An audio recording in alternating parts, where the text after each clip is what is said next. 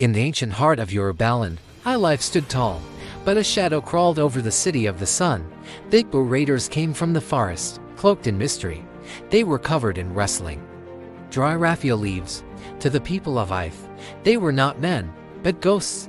Every harvest, the spirits stole the children. Every season, the warriors of Ife fell in fear. Queen Moremi Of Ile Ife watched from the high balcony. Her heart bled for the cries of her people. She saw Mother kneeling in the dust, empty-handed. "This must end," Moremi whispered to the wind. She sought a power greater than steel. She reached the banks of the Cimarron River.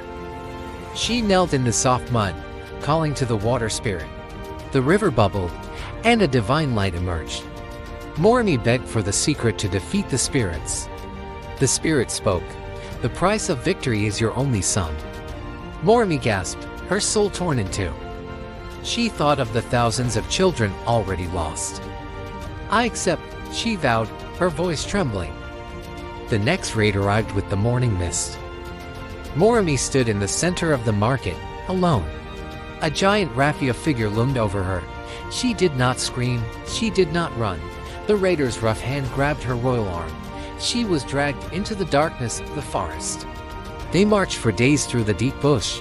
Moremi memorized every turn, every hidden path. They arrived at the hidden Igbo kingdom.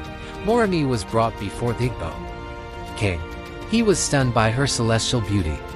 "She is no slave," the king declared. "She is a queen." He took her as his wife, crowning her with forest gold. Moremi smiled, but her eyes remained cold. She became the heart of the enemy's palace. She watched the soldiers prepare for the next raid. She touched the raffia while they slept. "It is just grass," she realized. She saw them avoid the hearth fires in the palace. The secret was out. They were highly flammable. She began to plan her daring escape. She stole a map of the forest trails. On a night when the moon was hidden, Moremi slipped through the back gates. The king's hounds began to bay in the distance. She ran until her feet bled onto the soil. She swam across the crocodile-infested river. She climbed the jagged cliffs of the border. At last, the walls of Ile Ife appeared. "Open the gates," she cried with her last breath. The city erupted in joy at her return.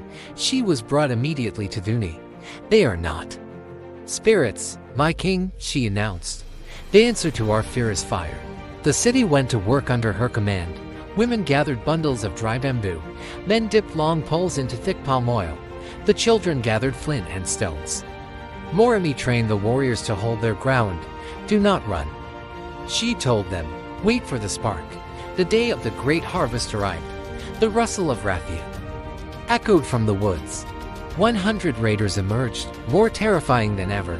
They moved toward the city with slow, ghostly steps. Ife's gates swung open wide. Moremi stood at the front, a single torch in hand. The Igbo leader laughed behind his mask. "Light them," Moremi roared. 1,000 torches ignited at once. The soldiers of Ife charged with flaming poles. An arrow tipped with fire sailed through the air. It hit a raider's chest. The raffia exploded in light. Panic struck the spirits of the forest. They were no longer ghosts, they were torches. The forest raiders threw off their masks in terror. Ife's warriors chased them back to the tree line. The thread of 100 years was broken in an hour. The city erupted in a victory song. They carried Moremi on their shoulders. "Our mother, our savior," they shouted. But the sky darkened over the Cimarron River. The river spirit's voice echoed in Moremi's mind. "The dead is due, Moremi." The voice boomed. Moremi walked away from the celebration. She brought her son, Alwaragbo, to the water. The boy looked at the river, and then at his mother. "Do not cry, mother," the boy whispered. Moremi's heart shattered into a million pieces. She hugged him for the very last time. The boy stepped into the shimmering blue depths. He did not sink. He turned into a beam of light. Moremi fell to her knees in the cold mud. The river spirit blessed her with eternal life and memory. She returned to Ife, a queen of sorrows and glory. She spent her days teaching the women to be brave. A giant bronze statue was raised in her honor. Her name became the wind that protects the Yoruba. She is the mother of the nation.